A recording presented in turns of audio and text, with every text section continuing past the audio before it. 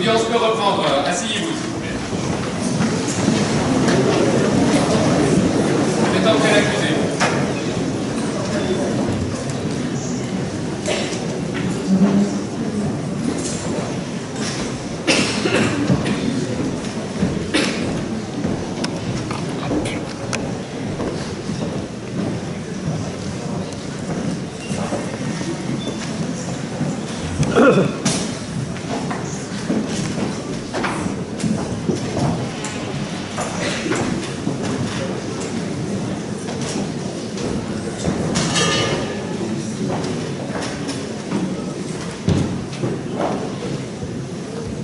Je vais donc vous donner lecture du jugement. Le conseil délibérant à huis clos, seulement en présence de monsieur le commissaire du roi, la question ainsi posée: monsieur le lieutenant général Antoine Drouot, accusé d'avoir attaqué la France et le gouvernement légitime à main armée, est-il coupable? Les voix recueillies d'après le vote établi par la loi, en commençant par le grade inférieur, déclarent la majorité suffisante que le lieutenant général Drouot n'est pas coupable. Il est en conséquence acquitté du crime qui lui est imputé. Vive Drouot! Vive l'empereur! Vive l'empereur!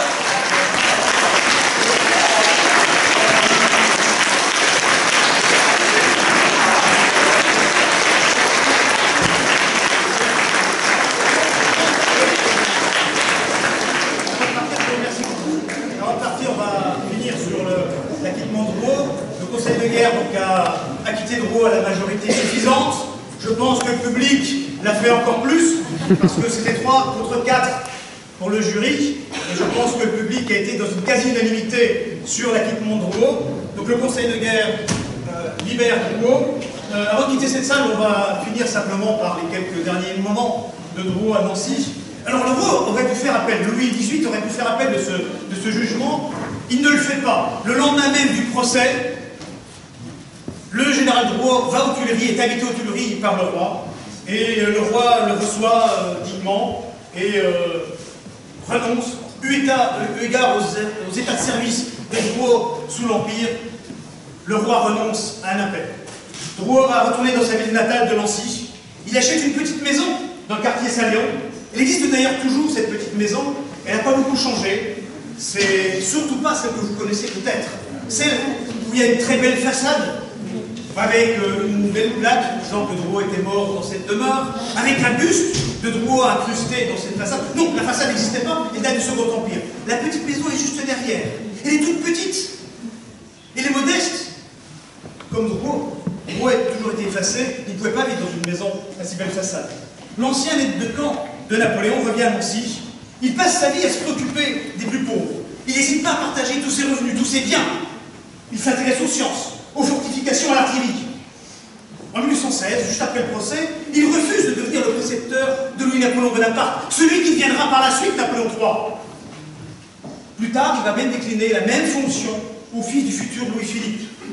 Il va récuser les propositions qui vont lui être faites, celle de devenir député de la Meurthe, celle de diriger l'école polytechnique, qui pourtant l'aurait bien convenu.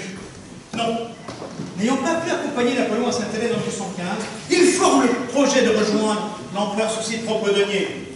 Il économise. Il demande ses passeports pour ce long périple. Et il obtient enfin l'autorisation de rejoindre son empereur. Nous sommes en 1821. Il est trop tard. Napoléon vient juste de mourir. Alors, Drouot reste à Nancy et il va multiplier les dons. Il va offrir au musée de Nancy, ce qui est actuel, musée Lorrain, plusieurs objets qui vont apporter du à Napoléon, et ces objets sont encore au musée Lorrain. Une étoile de Légion d'honneur qui a été portée par l'empereur, un sabre turc, un médaillon enfermant les cheveux de l'empereur qui ont été rapportés de Sainte-Hélène, des bottes, enfin toute une série d'objets. Drouot va souvent donner anonymement des fortes sommes au bureau de bienfaisance de Nancy, des bourses pour les meilleurs écoliers, pour les instituteurs, pour l'instruction des enfants aveugles, ou pour les sourds et muets, pour les familles dans le besoin, pour les crèches, pour les malades, pour les vieillards. Un de ses neveux qui nous proche de dilapider ses biens, et pire, de découdre les galons en or de son uniforme pour en faire don, il répond: je ne voudrais pas que mes neveux oublient qu'ils sont les petits-fils d'un boulanger. Le 24 mars 1847, Drouot, qui est âgé de 73 ans, infirme et aveugle, meurt dans sa maison de Nancy. Il avait évidemment, vu son caractère effacé et modeste, demandé à ce que son enterrement soit fait modestement, sans discours, sans public. Mais le sage de la Grande Armée était tellement populaire en Lorraine que 100 000 personnes ont suivi l'enterrement.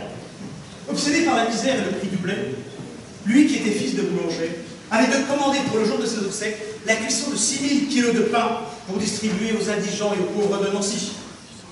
Drouot, jusqu'à sa mort, s'est souvenu de son père boulanger, de l'importance du pain dans l'alimentation des pauvres. En cette soirée, je vous remercie d'applaudir Drouot, qui le mérite bien, et je pense que le général Drouot, acquitté et par le public et par le conseil de guerre, mérite bien vos applaudissements. Et les reconstituteurs vous remercient également de votre participation.